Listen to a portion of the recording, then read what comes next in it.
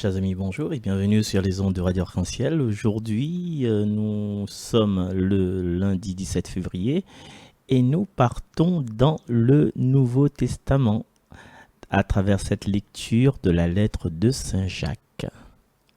Jacques, serviteur de Dieu et du Seigneur Jésus-Christ, aux 12 tribus de la diaspora.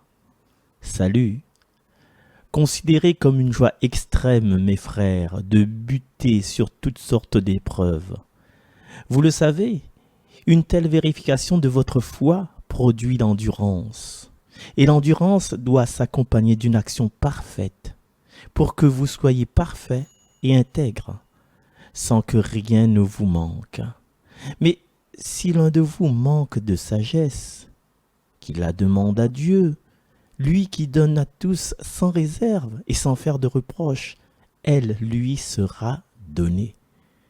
Mais qu'il demande avec foi, sans la moindre hésitation, car celui qui hésite ressemble aux vagues de la mer et que le vent agite et soulève.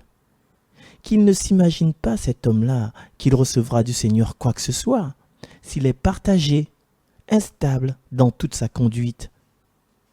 Que le frère d'humble condition tire sa fierté d'être élevé et le riche d'être humilié, car il passera comme l'herbe en fleur.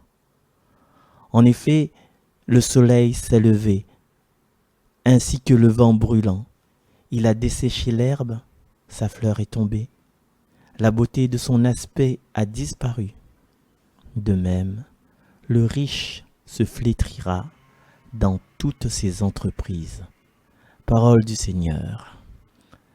Alors juste avant d'entamer un petit mot là-dessus, je vous propose d'écouter ça. Ça c'est le chant, l'anamnèse, le mémorial de la messe 9h, quand nous mange de pain là. Quand nous mange de pain là, quand nous boit la coupe là, nous célèbre le mystère, la foi.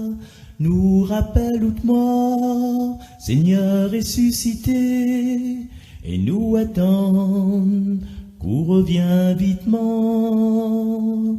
Nous rappelle hautement, Seigneur ressuscité, et nous attend qu'on revient vitement. Nous rappelle hautement, Seigneur ressuscité, et nous attend qu'on revient vitement.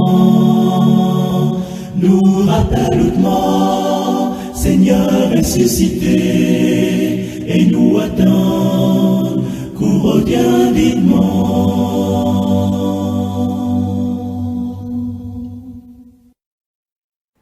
Et vraiment, nous attendons qu'on revienne vitement, Seigneur, nous attendons qu'on revienne vitement à travers ton Fils Jésus-Christ.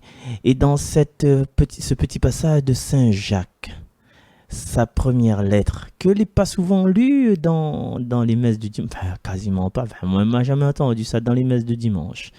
Et du coup, aujourd'hui, c'est une découverte à travers justement cette émission, cette séquence de lecture de chaque jour qui remettent à nous devant la richesse des Écritures. Et quoi qu'il dit là-dedans, il dit, il a besoin de quelque chose, demande au Seigneur.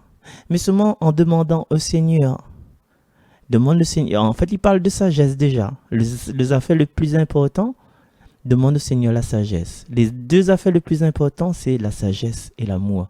C'est les deux plus gros cadeaux que le Seigneur la donne à son humanité. Et aussi, il la donne le libre arbitre. Mais le libre arbitre ne fait pas grandir. La sagesse et l'amour qui fait grandir. Et que ça, comment faut demander? Comment faut demander au Seigneur? Parce que nous sommes sûrs que le Seigneur va donner à nous. Mais il faut nous demander avec foi. Et certains, il peut arriver à nous de demander au Seigneur des trucs et des trucs et des trucs et des trucs et des trucs et des trucs et des trucs, sans respirer. Et le Seigneur ne donne pas nous. Pourquoi le Seigneur, non colère, le Seigneur ne donne pas nous. Mais pourquoi le Seigneur ne donne pas nous?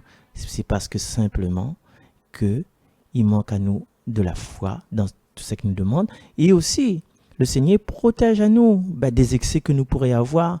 Nous demande le Seigneur un Kalachnikov avec un FAMAS parce que mon voisin fait trop désordre.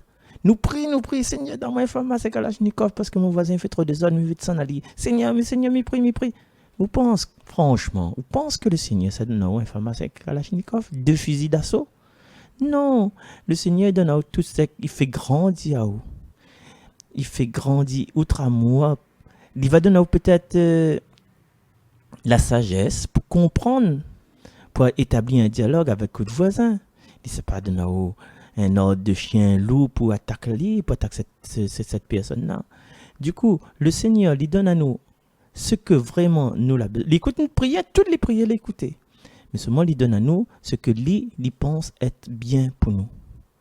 Et il a son temps.